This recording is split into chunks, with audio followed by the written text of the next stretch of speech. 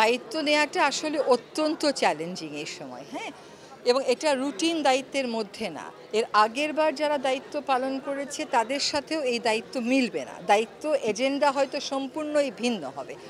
Challenge নিতে তো আমি ভয় পাই না, আশা করি অন্যরাও পিছপা হবেন না। চ্যালেঞ্জটা তো কাউকে না কাউকে নিতে হবে, আমি না নিলে আপনি নেবেন, আপনি না নিলে অন্য কেউ নেবে, কাউকে না কাউকে নিতেই হবে।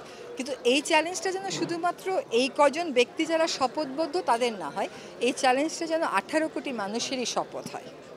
দেখেন, প্রথম থেকে আমার যে যে এটার বিচার নিশ্চিত করতে হবে, এইরকম হত্যাকাণ্ড, বর্বরতা, সহিংসতার বিচার নিশ্চিত করা না যায়, তাহলে আর আমরা আইনের শাসনের কথা কেমন হবে?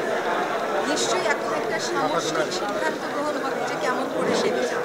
ব্যক্তি হিসাবে আমার যে অবস্থান ছিল আগে, এখনো সেই একই অবস্থান আছে, কিন্তু এখন একটা সামষ্টিক সিদ্ধান্ত গ্রহণের ব্যাপার, এই বিচার আমাদেরকে নিশ্চিত করতে হবে।